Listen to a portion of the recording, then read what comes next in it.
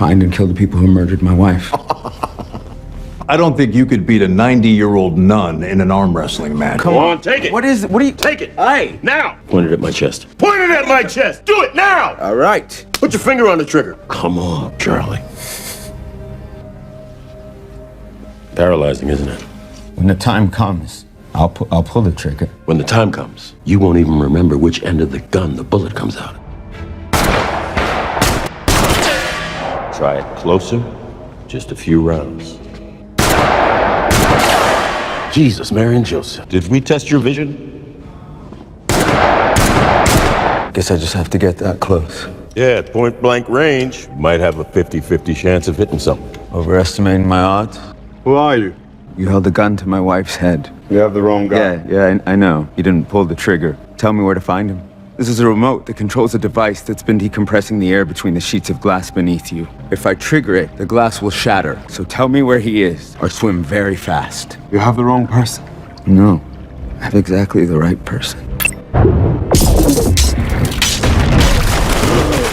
Movie की शुरुआत Charlie हेलर को दिखाते हुए होती है, जो अपने गराज में एक ओल्ड स्क्रैप प्लेन को ठीक करा होता है। ये प्लेन उसकी वाइफ ने उसे गिफ्ट दिया था। उसकी वाइफ आती है और उसे याद दिलाती है कि मुझे जल्द ही अपने बिजनेस कॉन्फ्रेंस के लिए लंदन रवाना होगी। वो उसे अंदर आने के लिए बोलती है और किचन में चार्ली उसके लिए एक कॉफी बनाता है। वो जोक करते हुए बताती है कि मैं ट्रिप में तुम्हारे बिना कैसे रहूंगी। वो उसे अपने साथ आने को कहती है, लेकिन चार्ली उसे प्यार से मना करता है, क्योंकि चार्ली के अपने काम भी होते हैं। जब राइड आती है तो चार्ली उसके साथ बाहर जाता है, उसे गुड बाय कहता है। इसके बाद चार्ली अपने ऑफिस आता है, CIA हेडक्वार्टर्स। सिक्योरिटी क्रॉस करने के बाद उसे एक दूसरा एजेंट मिलता है, बेयर, जो चार्ली से कहता है क्या तुम लंच टाइम में मेरा कंप्यूटर ठीक करके दोगे, जैसे तुमने लास्ट टाइम किया था। चार्ली मान जाता है और अपने अपार्टमेंट में घुसता है। डिक्रिप्शन एंड एनालिसिस, जहाँ पे सिक्योरिटी स्कैनर्स इसके पूरे बॉडी की छानबीन करते हैं। उसके बाद ये अंदर जाता है। वो अपनी डेस्क पे बैठता है और तुरंत ही उसे एक मैसेज आती है, जो कि एक अंडरकवर इन्फॉर्मर होता है और चार्ली इसके साथ पिछले 1 साल से कॉन्टेक्ट में है। इसका कोड नेम इनक्यूलाइन। इनक्यूलाइन इसे एक फाइल भेजता है और उसे सावधान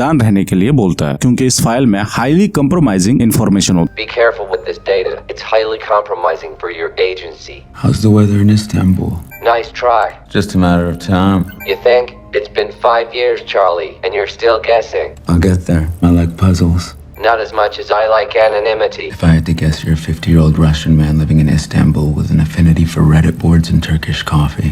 चार्ली इस फाइल को ओपन कर रहा है, लेकिन वो हर बार गलत कोड्स डाल रहा था। लंच के दौरान चार्ली और उसके कोवर्कर्स बियर को कैफे में आते हुए देख लेते हैं। चार्ली के कोवर्कर्स इसे चिढ़ाने लगे हैं, क्योंकि उन्हें लगता है कि बियर चार्ली का बेस्ट फ्रेंड है। तो चार्ली कहता है कि ऐसा कुछ नहीं है, मैंने एक बार इसकी जान बचाई थी। चार्ली दोबारा से उस फाइल को ओपन करने की कोशिश कर रहा है। तभी सैरा को कॉल आता है ये कहने के लिए कि वो सेफली लंदन पहुंच चुकी है। तो चार्ली कहता है कि मैं जानता हूँ, क्योंकि मैं तुम्हारी फ्लाइट को ट्रैक कर रहा था। चार्ली इसे कहता है मैं काम खत्म करके तुम्हें कॉल करूंगा। जबकि चार्ली इस फाइल को ओपन नहीं कर पाता। चार्ली अपना लैपटॉप उठाकर एक रेस्ट्रिक्टेड रूम में चला जाता है, जो कि सीनियर स्टाफ के लिए होता है, ताकि वो ये सुपर कंप्यूटर्स इस्तेमाल करे। आखिरकार चार्ली इस फाइल को खोल पाता है। इस डाटा को देखकर चार्ली हैरान होता है। फाइल में एक ड्रोन स्ट्राइक की फुटेज होती है, जो टॉप सीक्रेट होता है, जिसका नाम है suicide bomber. Top secret evidence होता है और ये फाइल न्यूज रिपोर्ट्स को मिल गई होती है। और इस हमले में लगभग 150 लोग मरे, जिसमें फ्रेंच स्पेशल फोर्सेस के साथ साथ डेनिश मरीन्स भी होते हैं। और इतना ही नहीं, ये पूरा ऑपरेशन चार्ली के बॉस यानी चीफ मूर ने ऑपरेट किया था। घबरा कर चार्ली इस रूम से बाहर निकलता है और अपने कोवर्कर्स से मिलता है। वो कहता है मुझे कुछ ऐसा पता चल रहा है जो मुझे पता नहीं चलना चाहिए। तो कार्लोस इसे शांत रहने को कहता है। इसी रात चार्ली सैरा को कॉल करा है, लेकिन वो नहीं उठाती। वो एक वॉइसमेल छोड़ता है कि मैं तुम्हें मिस कर रहा हूँ और मुझे जल्दी से कॉल बैक करो। अगले दिन ऑफिस में चार्ली देखता है चीफ मूर इसके ऑफिस में आया होता है। चीफ कहता है क्या तुमने न्यूज देखी है? चार्ली कहता है कि अभी मेरे पास कोई खबर नहीं है। इसके बाद चीफ उसे अपने ऑफिस में लेके आता है और अंदर चीफ उसे डायरेक्टर से मिलवाता है, ओब्राइन, जो कि नई नवेली CIA डायरेक्टर होती है। ओब्राइन कहती है कि लंदन में एक टेररिस्ट अटैक हुआ है, ठीक उसी जगह जहाँ पे तुम्हारी वाइफ ठहरी हुई थी। चीफ चार्ली को एक दहला देने वाली खबर सुनाता है। Charlie,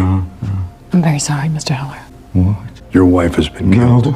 No, she's at a conference. We should call her. Charlie, I'm Can very we sorry call to her? give you this. I have to call her. लेकिन चीफ टीवी ऑन करता है और इस इंसिडेंट की live coverage दिखाता है। Reporter समझाता है कि 4 टेररिस्ट एक होटल में घुसे, उनने 3 हॉस्टेजेस को पकड़ा, 2 को मार दिया और मरने वालों में एक अमेरिकन औरत भी है। चार्ली अब भी यकीन नहीं करता, लेकिन चीफ होटल की सिक्योरिटी फुटेज दिखाता है और इस वीडियो से पता चलता है कि सैरा की मौत हुई है। इसके बाद कार्लोस चार्ली को घर लेके जाता है। जैसे वो आता है और यहाँ पे बहुत सारे रिपोर्टर्स आ चुके होते हैं। अकेले घर में चार्ली बहुत सदमे में होता है और उसे कुछ भी समझ नहीं आ रहा होता। अगली सुबह चार्ली चीफ मोर और सुपरवाइजर केलब से मिलता है और चार्ली डिमांड करता है कि इस केस के ऊपर कोई प्रोग्रेस क्यों नहीं हो रही है, और ये भी कहता है कि लंदन में लगभग 1 मिलियन सीसीटीवी कैमरास हैं और ऐसा हो ही नहीं सकता कि वो टेररिस्ट बिना सबूत के गायब हो जाए। केलब उसे गारंटी देता है कि जो भी इस क्राइम में शामिल होगा उसे सजा मिलेगी, और चीफ भी हाँ मिलाता है। वो चार्ली को रेस्ट करने के लिए घर भेज देते हैं। इसी दिन चार्ली एयरपोर्ट पहुंचता है ताकि वो अपनी वाइफ की डेड बॉडी रिसीव करने के लिए। वापस घर पे वो उसका लगेज खुलाता है जिसमें सैरा ने चार्ली के लिए गिफ्ट लाया होता है, और उसके अंदर एक पजल होता है और एक मैसेज, और ये देखकर चार्ली बहुत भावुक होता है, उसकी आंखों से आंसू निकलते हैं। इसी रात को वो इस अटैक के बारे में ऑनलाइन सर्च करता है। उसे बहुत सारी वीडियोस मिलती है जिनमें सैरा भी मौजूद होती है, लेकिन वो इन वीडियोस को नहीं देख पाता। अब घर पे अकेला परेशान और दुखी होकर चार्ली अपने ऑफिस चला जाता है और उसी रेस्ट्रिक्टेड रूम में जाकर इस अटैक पे खुद ब खुद इन्वेस्टिगेशन करने लगता है। वो होटल के सीसीटीवी सिस्टम में हैक करके सारी फुटेज निकाल लेता है। वो हर एक डिटेल को ढूंढ कर अपने सुपीरियर के पास लेके जाता है। फुटेज के तहत उन 4 लोगों ने इस शहर के ईस्ट साइड से एक गाड़ी चुराकर फिर इस गाड़ी से अपने फिंगरप्रिंट्स को मिटा देते हैं और फिर होटल में दाखिल होते हैं। उनकी एक इंडोनेशियन कंपनी के साथ मीटिंग होती है जिसका नाम होता है इम्पैक्ट इन्वेस्टमेंट, लेकिन इसी दौरान कुछ गड़बड़ होती है और हॉलवे में बकवास शुरू होती है। एक टेररिस्ट कंपनी के सिक्योरिटी ऑफिसर को मार देता है और इससे होटल का स्टाफ पुलिस को कॉल करा, और डर के मारे ये टेररिस्ट कॉन्फ्रेंस रूम में घुसकर वहाँ पे हॉस्टेज को बंधक बना लेते हैं ताकि वो अपने आप को बचा सके, और इन हॉस्टेज में सैरा भी होती है।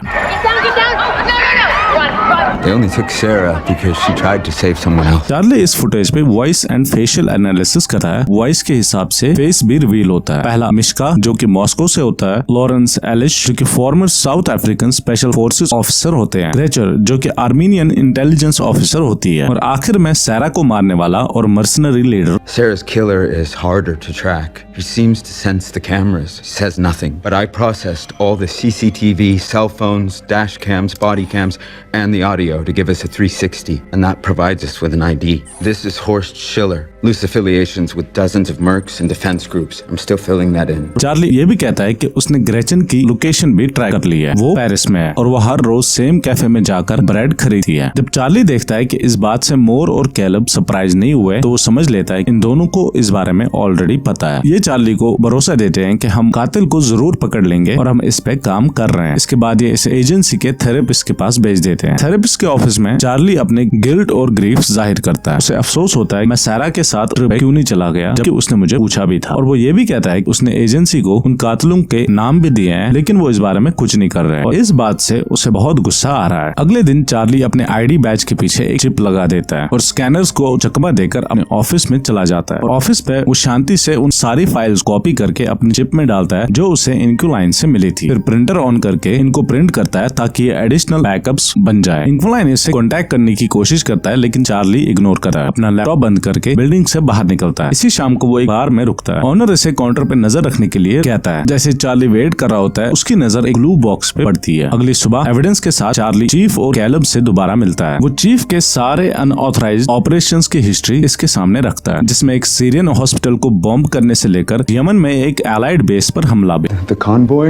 You targeted our allies. I count more than 1,000 casualties and over 400 civilian fatalities. It's only out of respect for your recent loss that I'm not throwing you out of this office. Charlie कहता है कि मैंने एक dead man switch को activate कर दिया है। अगर तुमने हर 5 घंटे में कोई भी गलत कोड डाला तो ये फाइल्स ऑटोमेटिकली 2 बड़े पत्रकारों को भेज दी जाएगी। 24 घंटे के अंदर ये सारा डाटा पब्लिक हो जाएगा। ये सुनकर कैलब कहता है कि तुम क्या चाहते हो? चार्ली कहता है कि मैं तुम्हें किलर्स को मारने के लिए नहीं कह रहा बल्कि मैं उनको खुद मारना चाहता हूँ। वो कहता है मुझे full training, equipment, passport, weapons, cash और बाकी जरूरत का सामान ताकि मैं उनको पकड़ सकूं। मोर इस पे हंसता है और चीफ उसे बातें सुनाता है, लेकिन जब वो देखता है कि ये सीरियस है तो वो मान जाते हैं। चीफ को लगता है चार्ली बस बकवास कर रहा है, लेकिन कैलब उसे सावधान रहने को कहता है। फिलहाल हम चार्ली के साथ कोऑपरेट करते हैं, तो जब हमें वो डेडमैन स्विच मिल जाएगा तब हम उसे रास्ते से हटा देंगे। तो चीफ कहता है कि हमें चार्ली को ट्रेन करने के लिए अपना एक आदमी भेजना होगा। चार्ली CIA के ट्रेनिंग फैसिलिटी में पहुंच जाता है जहाँ पे वो हैंडरसन से मिलता है। रास्ते में वो उसे अपना इंट्रोडक्शन देता है, कर्नल हैंडरसन। चार्ली से कहता है कि तुम्हें हर एक ऑर्डर मानना होगा, वो भी बिना क्वेश्चन किए, ताकि तुम अपने मिशन में कामयाब हो सको। दूसरी तरफ एजेंसी पे कैलब और उसका ग्रुप सिक्योरिटी फुटेज से ये पता लगाने की कोशिश करते हैं चार्ली ने उन क्लासिफाइड फाइल्स को ऑफिस से बाहर कैसे निकाला। वो फुटेज को देखते हैं लेकिन उन्हें चार्ली के हाथ में कुछ नहीं मिलता। वो उसके ऑफिस में छानबीन करते हैं लेकिन वहाँ भी कुछ नहीं मिलता। एक एजेंट कहता है कि उसने स्किमर का इस्तेमाल किया होता है जो कि चोरी से डाटा चोरी करता है, लेकिन दूसरा कहता है कि उनके सिस्टम्स उस चीज के लिए बहुत सिक्योर है। थर्ड एजेंट कहता है स्किमर्स को प्रिंटर्स के ऊपर भी इस्तेमाल किया जाता है। इसका मतलब है कि चार्ली ने उन फाइल्स को प्रिंटर में भेजा होगा, इसके सॉफ्टवेयर को रीरिटन करके और मैग्नेटिक स्ट्रिप्स को यूज करके डेटा एक्सट्रैक्ट किया होगा। लेकिन अब भी उन्हें नहीं पता कि वो इस चिप को स्कैनर से छुपाकर कैसे ले गया। फुटेज को दोबारा चेक करते हुए उन्हें पता चलता है कि चार्ली ने एक मैग्नेटिक स्ट्रिप खरीदी थी। चीफ कहता है कि उसने उस चिप को खा लिया होगा, लेकिन एजेंट कहती है कि बॉडी स्कैनर्स उस चिप को वहाँ भी ढूंढ लेते। और अब केलब चार्ली के पूरे घर की छानबीन करने लगता है, लेकिन वहाँ भी कुछ नहीं मिलता। दूसरी तरफ ट्रेनिंग सेंटर पे चार्ली ट्रेनिंग करने लगता है। बहुत मेहनत करने के बाद भी उसका निशाना नहीं लगता। हेंडरसन चार्ली को टारगेट के क्लोज ले जाकर शूट करता है, लेकिन तब भी चार्ली का निशाना नहीं लगा। लेकिन आखिर वो पॉइंट ब्लैंक रेंज पे उस टारगेट को हिट करता है। अगले दिन चार्ली इम्प्रोवाइज एक्सप्लोसिव कैसे बनाना है उसकी क्लास लेता है और इस बार वो कमाल करता है। वो एक होममेड बम बनाता है विदाउट एनी असिस्टेंट। इसके बाद हेंडरसन इसे अपनी फेक आइडेंटिटी में रहने के लिए ट्रेन करता है और फिर बहुत सारे फेक पासपोर्ट्स तैयार करा है। दूसरी तरफ केलब और उसके एजेंट पता लगाते हैं चार्ली एक रेस्टोरेंट पे लगातार जाया करा है और जिस दिन उसने वो फाइल्स को कॉपी किया था तब भी वो इस बार में गया था। एजेंट कहते हैं हमने ऑलरेडी उस बार को सर्च किया लेकिन वहाँ कुछ नहीं मिला। केलब दोबारा सर्च करने को कहता है और इस बार उन्हें एक सीडी मिलती है। वो इसे खोलने की कोशिश करते हैं लेकिन लड़की कहती है कि इसमें थोड़ा वक्त लग सकता है। हेंडरसन चार्ली के रूम में जाता है। वहाँ पे चार्ली अपनी वाइफ की फोटो की तरफ देख रहा होता है। हेंडरसन कहता है कि तुम एक ट्रेन आतंकवादी को कैसे हैंडल करोगे, वो भी CIA के कानून में रहकर। तो चार्ली कहता है कि मैं यही चाहता हूँ, तुम मुझे सिखाओ। हेंडरसन गन निकाल के चार्ली को थप्पड़ मार के उसे गन पकड़ा देता है और कहता है कि शूटिंग। चार्ली कांपने लगता है और नहीं कर पाता। हेंडरसन गन वापस लेता है और कहता है कितनी भी ट्रेनिंग कर लो तुम एक किलर नहीं बन सकते। इसी रात को चार्ली चीफ मोर की बातें सुन लेता है क्योंकि चार्ली ने उसके ऑफिस में एक छोटा सा बग रखा होता है। वो सुनता है कि केलब और उसकी टीम उस सीढ़ी को खोलने की कोशिश कर रहे हैं। घंटों बाद वो उसे खोल लेते हैं और उन्हें पता चलता है कि चार्ली बस उस डेडमैन स्विच के बारे में सिर्फ बकवास कर रहा था। सच सामने आने के बाद मोर और केलब डिसाइड करते हैं अब उसे मारा जाए। चीफ हेंडरसन को कॉल करके मारने का ऑर्डर देता है। हेंडरसन गन लेके उसके रूम में जाता है लेकिन वहाँ पे चार्ली नहीं होता और वो मोर से कहता है चार्ली ऑलरेडी यहाँ से भाग चुका है और वो सारे पासपोर्ट्स का बैग अपने साथ ले गया है। तो केलब को यकीन होता है चार्ली ने हमें अच्छी तरह से फंसाया है। चीफ को उस फाइल के बारे में याद आता है जो कि चार्ली ने इनके ऑफिस में रखी होती है। वो इसे खोलता है और वहाँ पे एक छोटा सा माइक मिलता है। चार्ली मैसेज को सुनता है और तभी वो प्लेन में चढ़कर लंदन रवाना हो रहा होता है। चार्ली लंदन पहुंचकर दोबारा से पेरिस के लिए रवाना होता है और फेक आइडेंटिटी इस्तेमाल करके वो इस शहर में दाखिल होता है। ऑफिस में केलब चीफ को बताता है चार्ली ने उन फेक पासपोर्ट्स को इस्तेमाल करके लंदन से पेरिस जा रहा है। केलब अपने एलाइज को अलर्ट करने के लिए कहता है लेकिन चीफ मना करता है। वो इस मसले को प्राइवेट रखना चाहता है और केलब को एंडरसन को कॉल करने के लिए कहता है। पेरिस में चार्ली एक रूम रेंट पे लेकर खिड़की से नजर रख रहा होता है, ठीक उसी बेकरी शॉप पे जहाँ पर ग्रेचन ब्रेड लेने के लिए आया करती है। निकलने से पहले चार्ली इसके फोन को हैक करके उसमें ट्रैकर इंस्टॉल करा है। इसी रात वो इन सिग्नल्स को फॉलो करके उसके अपार्टमेंट तक पहुंच जाता है। चार्ली देखता है ग्रेचन अपने बॉयफ्रेंड के साथ बाहर जा रही है। जब वो निकलते हैं तो चार्ली अंदर जाकर एक YouTube वीडियो चलाकर इस लॉक को खोलने की कोशिश करता है। अंदर उसे कैलेंडर पे फोटोज मिलते हैं और एक गन मिलता है और कुछ देर सोचकर वो इस गन को उठा लेता है। तभी उसे नीचे से आवाज आती है ग्रेचन वापस आ रही थी। चार्ली जल्दी से बाहर निकलकर छुपके ग्रेचन पे निशाना लगाता है लेकिन वो गोली नहीं चला पाता और घबराते हुए वो वापस होटल में जाता है। वो बहुत घबराया होता है। अपने कमरे में पहुंचकर वो कैलेंडर के फोटोज देखने लगा है और पता चलता है कि ग्रेचन का अगले वीक एक हॉस्पिटल में अपॉइंटमेंट है। चार्ली हॉस्पिटल के बारे में सर्च करके पता चलता है वो एक एलर्जी स्पेशलिस्ट को देख रही है जो कि पॉलन को ट्रीट कर रहा है और उसके बाद वो प्लान बना रहा है। अगली सुबह चार्ली एक फ्लावर बुके खरीदता है और हॉस्पिटल के दूसरी तरफ एक कैफे में वेट करता है। जब ग्रेचन आती है तो वो उसके पीछे अंदर चला जाता है। ट्रीटमेंट के दौरान डॉक्टर का कंप्यूटर बंद होता है क्योंकि ये चार्ली ने किया था। जब डॉक्टर बाहर देखने के लिए जाता है चार्ली स्टैक का बेस बदलकर अंदर आ रहा है। दरवाजा बंद करके ग्रेचन को रेस्पिरेटरी चेंबर में लॉक कर देता है। ग्रेचन घबरा जाती और पूछती है तुम कौन हो। चार्ली इस चेंबर में कॉन्सेंट्रेटेड पोलन डाल देता है जिससे ग्रेचन को एलर्जी रिएक्शन स्टार्ट होता है और उसे सांस लेने में तकलीफ होती है। वो अपनी जान की भीख मांगती है। वो उसे सिलर की लोकेशन बोलने को कहता है और मैं तुम्हें छोड़ दूंगा। बाहर से डॉक्टर्स दरवाजा ठोक रहे होते हैं। जैसे ही ग्रेचन मरने वाली होती है तो चार्ली दया खाकर उसका दरवाजा खोल देता है। वो बाहर आकर इस पे हमला करती है और चार्ली को धक्का देकर यहाँ से बाहर निकलती है। चार्ली अपना गन निकालकर सड़क पे उसके पीछे जाने लगा है और तभी एक गाड़ी से टक्कर होकर उसकी मौत होती है। ग्रेचन की ऑन स्पॉट डेथ होती है। घबराते हुए चार्ली उसकी बॉडी के पास जाता है और उसका फोन उठाकर भागने लगता है। वो होटल पे पहुंचकर नहा लेता है और अपना सामान पैक करके ट्रेन टिकट खरीदकर यहाँ से निकलता है। दूसरी तरफ CIA ऑफिस में चीफ को ग्रेचन की मौत के बारे में पता चलता है और इस केस पे फ्रेंच एम्बेसडर्स जवाब चाहते हैं लेकिन चीफ कहता है कि ये हमने नहीं किया। इसी रात चार्ली चार्ली यहाँ के क्लब में जाता है और वो यहाँ पर बहुत शराब पीने लगता है। तभी यहाँ पे हेंडरसन आता है और चार्ली यहाँ से भागने लगता है। वो भागते हुए एक बोट में चढ़ता है, लेकिन हेंडरसन वहाँ भी पहुँच जाता है। चार्ली बाथरूम में जाकर दरवाजा बंद करता है, लेकिन यहाँ पे कोई जगह छुपने के लिए नहीं होती। कुछ देर के बाद खुद ब खुद बाहर आता है और हेंडरसन से मिलता है। चार्ली कहता है तुमने मुझे कैसे ढूंढ लिया? तो हेंडरसन कहता है उसने ग्रेचन का फोन चुराया था और उसकी लोकेशन से मुझे तुम्हारा पता चल गया। और वो ये भी कहता है कि मुझे नहीं पता था तुम अब तक जिंदा रहोगे, लेकिन एंडरसन को चार्ली को मारने का ऑर्डर मिला था। चार्ली कहता है तुमने मेरी एक बात को गौर से नहीं देखा जिसमें मैं बहुत माहिर हूँ। तभी वो उसे काउंटडाउन दिखा रहा है। जैसे ही काउंटडाउन 0 होता है और बाथरूम में एक ब्लास्ट होता है और इसी दौरान चार्ली यहाँ से भाग जाता है और इस रात वो बाहर ही सोता है। अगली सुबह वो इंकुलाइन को टेक्स्ट करता है और उससे मदद मांगता है। इसके बाद चार्ली एक कार्गो प्लेन में चढ़कर इस्तांबुल तुर्की में पहुंच जाता है। यहाँ पे ये एक छोटे कैफे में जाता है जहाँ पर उसे एक बुक मिलेगी। वहाँ पे वो उसे एक मैसेज करता है और इसी दौरान यहाँ पे बैठे एक आदमी का फोन रिंग होता है। चार्ली को लगता है कि इंकुलाइन है, लेकिन एक औरत उसके सामने आती है। वो उसे बुक देती है और शांति से कहती है कि तुम गलत आदमी को देख रहे हो। वो उसे फोन चेक करने के लिए कहती है और बाहर मिलने को कहती है। और इंकुलाइन एक औरत होती है, ना कि एक मर्द। चार्ली कहता है कि मुझे तुम्हारी मदद क्यों चाहिए, लेकिन उसे ऑलरेडी पता है। वो कहती है कि यहाँ पे बात करना सेफ नहीं है, तो वो उसे आधे घंटे में एक गैराज में मिलने को कहती है। यहाँ पहुंचकर वो इस गाड़ी में चढ़ते हैं और यहाँ से निकलते हैं और रास्ते में वो अपनी कहानी बताती है। उसका लेट हस्बैंड जो कि KGB ऑफिसर था और फिर उसके बाद एक CIA एजेंट भी बना था, वो असली इंकुलाइन थे और एक रिपोर्ट के तहत वो एक खिड़की से गिरने की वजह से मौत हुई थी। लेकिन वो एक बनी बनाई कहानी थी जिसे KGB ने फ्रेम किया था और मरने से पहले उसने मुझे सब कुछ सिखा दिया था, इनक्रिप्शन, इन्फिल्ट्रेशन और सर्वाइवल। और अभी भी उसके CIA डिवीजन के साथ लूज कॉन्टेक्ट्स हैं, शायद उसे कभी उनकी जरूरत पड़ जाए। इसके बाद वो एक घर में पहुंच जाते हैं जो कि शहर के बाहर होता है। अंदर जाकर वो शिलर ग्रुप के फोटोज को एनालाइज करते हैं। चार्ली शिलर को पहचान जाता है। चार्ली कहता है शिलर इस ग्रुप का मास्टरमाइंड है जो लोगों को पैसे देकर उनसे काम करवाता है और इनमें चीफ के ब्लैक ऑपरेशंस भी शामिल है। लॉरेंस जो कि एक फॉर्मर साउथ अफ्रीकन सोल्जर होता है जो वेपन्स ट्रैफिकिंग को हैंडल करता है। इंकुलाइन कहती है कि मैं इसे वेपन्स की लालच देकर बाहर निकालूंगी। और फिर आता है मिश्का जो कि एक वीक लिंक होता है जो कि लगातार घूमता रहता है और ऑनलाइन भी पोस्ट करता रहता है। और एक फोटो को जांचने के बाद उन्हें उसकी पिन पॉइंट लोकेशन मिल जाती है। उन्हें इस पिक्चर में उसकी गर्लफ्रेंड भी दिखाई देती है जो कि विंडो के पीछे होती है। वो उसकी फ्लाइट एक्टिविटी को ट्रेस करते हैं और पता चलता है कि वो मैड्रिड में है। दूसरी तरफ से CIA ऑफिस में कैलब ऑर्डर देता है कि इन 3 लोगों के ऊपर नजर रखी जाए। मुझे पूरा यकीन है कि चार्ली इनके पीछे जरूर जाएगा। इसी दोपहर चीफ मोर ओब्रायन से मिलता है। ओब्रायन कहती है कि मुझे तुम्हारे काले करतूतों के बारे में पता है और मुझे ये बात भी पता चली है कि तुम सीक्रेटली ब्लैक ऑपरेशंस को ऑपरेट कर रहे हो। और वो साफ तौर पे कहती है कि मैं ये सब बर्दाश्त नहीं करूंगी। तो चीफ बड़े ही नरम अंदाज में उसके साथ कोऑपरेट करने लगता है। ब्रायन अपनी कार में जाती है और वहाँ पे उसका एसिडेंट उसे नया इंटेल दिखाता है। हेंडरसन को मैड्रिड में देखा गया था। उसे पता चलता है कि चीफ ने उसे भेजा है, तो वो एक और एजेंट को उसके पीछे लगा देती है बिना उसे शक किए। दूसरी तरफ चार्ली और इंकुलाइन मिश्का को एक ढूंढ लेते हैं। वो इस होटल के सिक्योरिटी कैमरास को हैक कर लेते हैं और उसे रियल टाइम में देख लेते हैं। चार्ली जानता है कि मोर की टीम भी मिश्का के ऊपर नजर रखे हुए है। वो इंकुलाइन से कहता है कि हेंडरसन के ऊपर नजर रखो। अगले दिन चार्ली मिश्का के होटल पे जाता है उस पे नजर रखने के लिए। इसे पता चलता है कि मिश्का को अपने रूफटॉप वाले पूल में रात को नहाना बहुत पसंद है। इसके बाद चार्ली इस पूल के स्ट्रक्चर को एनालाइज करता है जो कि गिलास का बना होता है। मिश्का को शूट करने के बजाय वो एक ब्रूटल मेथड तैयार करता है। दूसरी तरफ हेंडरसन मोर को कॉल करता है यानी कि चीफ को और उसे चार्ली को छोड़ने के बारे में कहता है। चार्ली अपना प्लान तैयार करता है और एक डिवाइस बनाता है जिससे उस रूफटॉप पूल को कॉम्प्रोमाइज किया जा सकता है और अगली रात तक सब कुछ रेडी होता है। वो मिश्का के पीछे होटल तक चला जाता है लेकिन उसे नहीं पता कि हेंडरसन उसके पीछे लगा हुआ है। और लॉबी में चार्ली एक आदमी को उसमें नजर रखे हुए दिखाई देता है और वो इंकुलाइन से